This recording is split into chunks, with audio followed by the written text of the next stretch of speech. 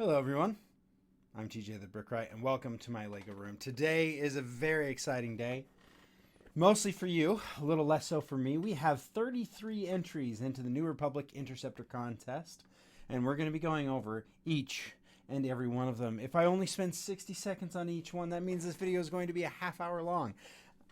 I'm going to get carried away a little bit, I think. I don't think it's going to be a minute per person. It could be more. So let's hope I can keep it to the minute, and we'll see how it goes from there. So, as always, I'm going to go over the rules for voting. You're going to vote in the comments down below in this video. It's been a very successful way for us to tally the remarks, and I'm able to weed out a lot of spam that way. It works out really well. The rules are, in this contest, you're going to pick your top five entries into this contest, and then you're also going to be picking your top entrant in the Parseval contest. And no, it's not just one entrant this time. We actually have three. There are three entrants into the Parseval contest, including one who just won the last contest. So this is going to be very exciting to see what happens. How our old friend Nathan measures up, being moved up into the Parseval bracket. So as we move forward into this fantastic little display, I am going to... Oh yes, there's one thing about your votes this time. Last contest, I secretly did 2 complete tallies of votes. I did one group of voting that was just as normal. Each build you vote for gets one tally. Those tallies get measured and compared with everything else, and we're done. I then went back through, and some of you had posted who you picked as your first, your second, your third, your fourth, and your fifth. So I think this time we're going to kind of do the same thing, where I do a rank choice voting system. So your first choice gets 5 points, your second choice gets 4 points, your third choice gets 3 points, your fourth choice gets 2, and your last choice gets 1 point out of the top 5. What I noticed is that the first place winner still won first place. The second place winner still won first place, or still won second place, I should say. And then there was a little bit of mix-up after you get past like third and fourth. And then it started jumbling up a little bit. But I wondered if people had been given the choice to rank, if it would have been different. Now, if you do not give me a rank choice, if you just say these are my top 5 and you just list them all out, basically in numerical order, then I'm just going to give equal weight to each of those things. And it's not 1 point, it's 3. So I'll divide the total of 15 points that a normal ranked choice would, and I'd give it 3 points all the way across. So again, you don't have to change anything you've been doing if you don't want to. However, if you want to pick who you want to be number 1, you're welcome to do that. And then I will divvy up the points as explained. But we're going to switch things up again in this video, in this contest. We're going to actually do the Parseval section first. So everybody sit back with me, get comfortable, get your favorite snack, and sit down because we are about to go over some amazing builds with commentary. First up in the Parseval contest, we have Alex N. We have the Kuat Systems Engineering RX-1 Stiletto. Its nickname, the Heartbreaker. Kuat's next generation of interceptor was to replace the RZ-1 and RZ-2 A-Wing. Without the need for a hyperdrive, Kuat was able to pack much more powerful sublight engines into the design, making the Stiletto 30% faster and considerably more nimble than the RZ-2 A-Wing. Equipped with 2 medium laser cannons and a proton torpedo launcher, it has just enough armament to be lethal against enemy starfighters. It got its nickname from entry-level pilots not being able to handle the G-forces experienced when piloting the Stiletto in atmosphere, and thus were deemed unfit to pilot one of these crafts in combat.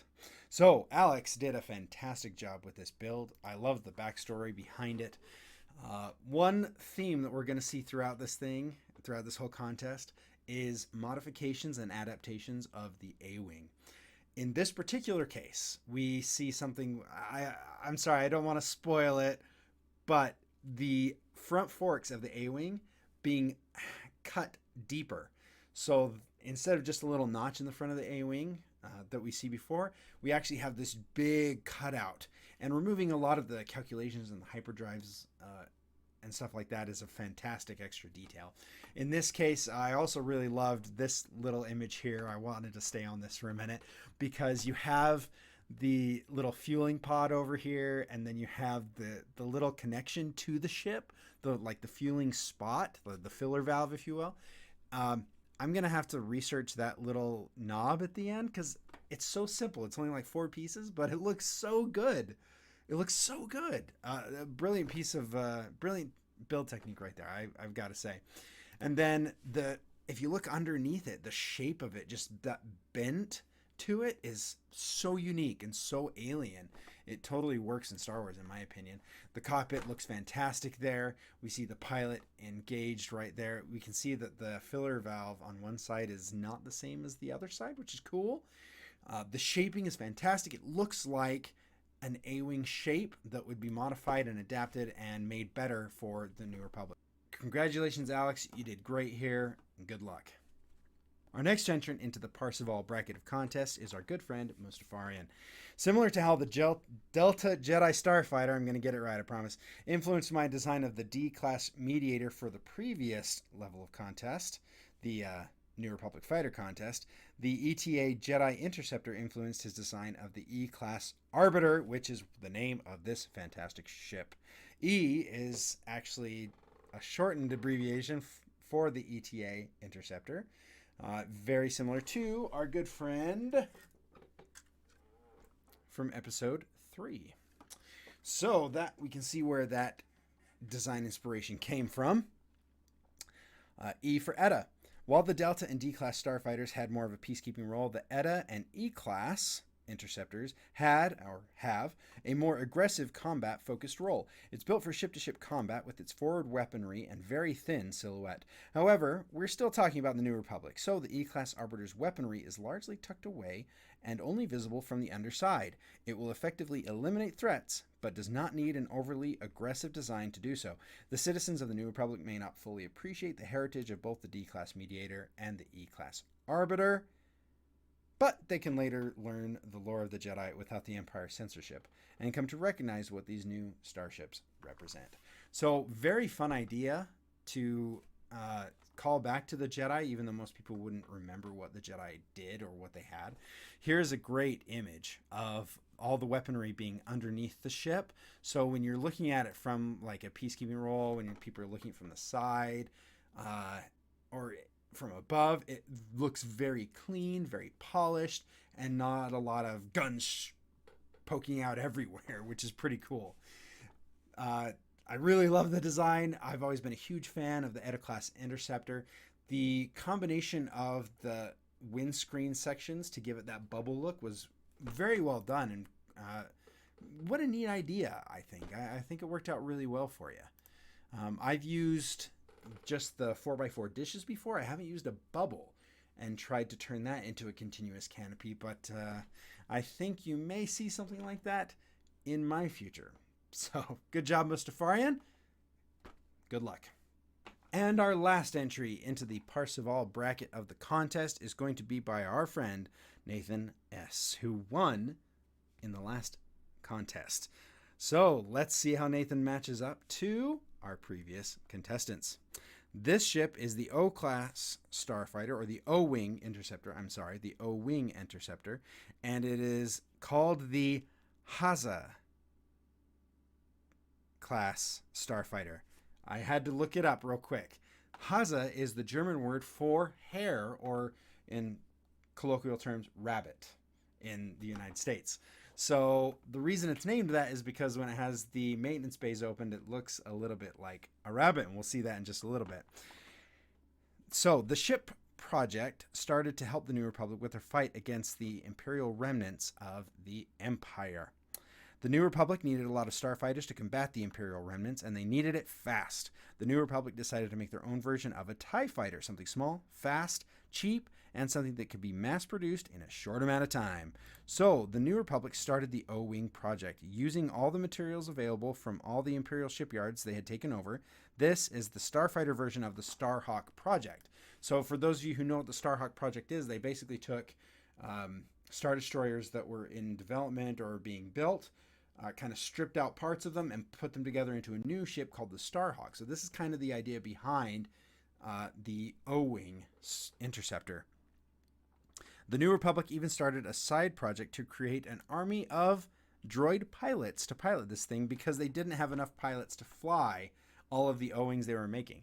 I think that's a fun idea, to think that the New Republic made so many of these so fast they didn't have enough pilots, so they had to have them done by droids.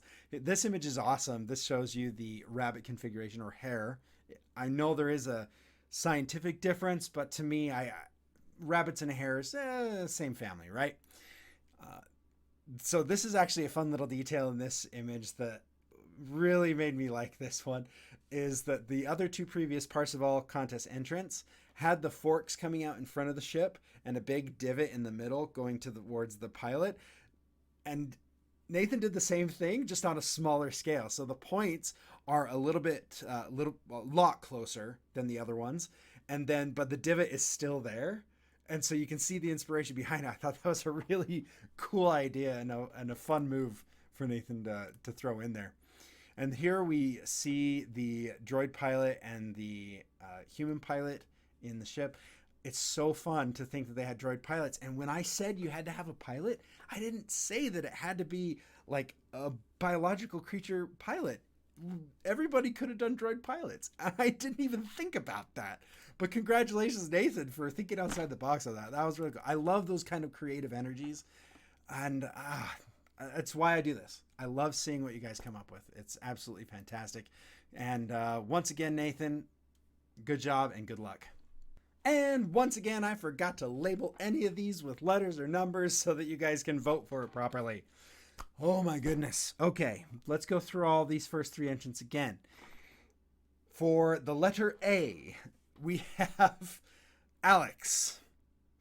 For the letter B, we have Mustafaryan. And for the letter C, we have Nathan with his droid pilot. Now we can move on to the main series.